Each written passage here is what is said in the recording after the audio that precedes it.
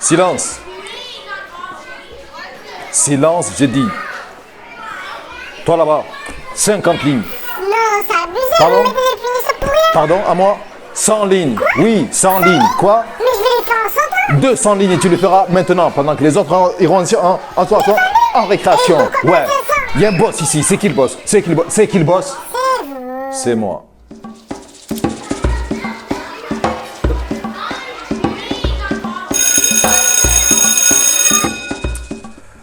On a l'habitude de juger un acte décalé en le qualifiant de faute, de bêtise. Et inconsciemment, quand on parle de faute, il y a la notion de dévier à quelque chose qui est moral. C'est-à-dire que c'est vraiment, foncièrement mal. Comme si l'enfant avait l'intention de faire mal et que c'était son objectif. Mais on pourrait voir ça de plusieurs autres manières. On pourrait voir ça, par exemple, comme une erreur.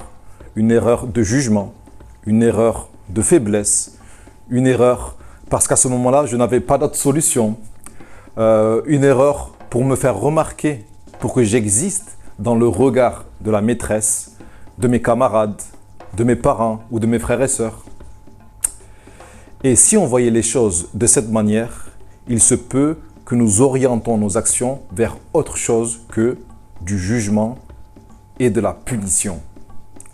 Alors nous allons voir quelle est la différence entre sanctionner et punir. Sanctionner et punir. J'ai fait une faute, une erreur. La punition, c'est le fait d'infliger un châtiment, une peine, en expiation d'une faute. La sanction, c'est le fait d'appliquer une disposition légale en rapport à une erreur qui a été commise. Donc, la punition, elle vise à châtier. C'est ça le principe.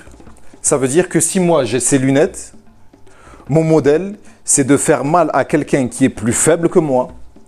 Et je me permets de faire ça seulement parce que je suis plus fort que lui. Même si ce n'est pas conscient, même si ce n'est pas vraiment choisi, oui, c'est ça. En fait, quand on prend la décision de punir, souvent, très souvent, quasiment tout le temps, elle est prise à chaud sous l'emprise de la colère. Et le principe, tenez-vous bien, c'est le fait de penser que la douleur est salvatrice. C'est-à-dire que la douleur qu'on va ressentir va effacer la faute. Donc, pour un parent ou un enseignant qui a pour objectif principal de faire grandir un enfant, c'est pas loin d'être l'une des pires choses à faire. Et la sanction, c'est quoi? La sanction, elle a pour objectif principal d'être un rappel à l'ordre.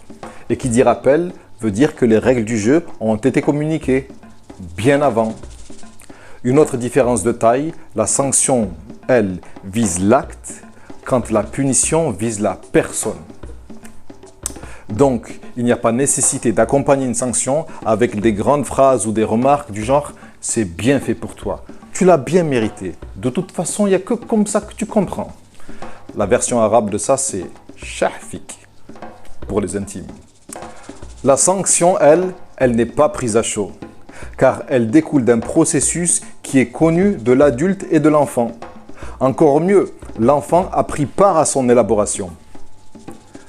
Autre différence, la sanction, elle, pour qu'elle puisse prendre tout son sens et qu'elle soit juste, doit être en lien avec l'acte inapproprié.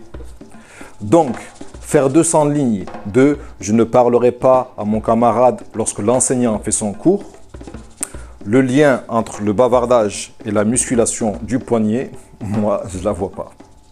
Pour aller plus loin, l'enjeu de passer de l'un à l'autre, c'est de se poser la question à savoir, est-ce que je souhaite que mon élève ou que mon enfant soit un élève ou un enfant obéissant ou responsable? Et oui, on peut être un enfant très obéissant, très calme et en même temps être détruit de l'intérieur.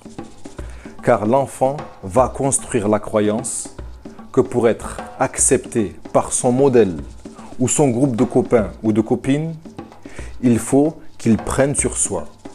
Pas de vague. Le besoin d'appartenance, disait-on. Pour celles et ceux qui veulent des enfants responsables, la démarche va être tout autre. Elle va nécessiter plus de temps, plus d'investissement, moins de pulsion. Et pour ça, il y a des outils qui fonctionnent. Donc, pour passer de la punition à la sanction, la première des choses, c'est d'en avoir la volonté. Et ça, ce n'est réservé qu'à ceux qui sont conscients de la nécessité de changer. Et même avec cette volonté, ce n'est pas évident. Parole de cheminant. Mais vous pouvez me dire, moi, mes élèves ou mes enfants, ils m'obéissent au doigt et à l'œil. Eh bien, s'ils vous obéissent au doigt et à l'œil, vous êtes peut-être en train de leur implanter un logiciel semblable à celui qu'implante un tyran dans l'esprit de ses subordonnés. Mais encore là, c'est à vous de choisir.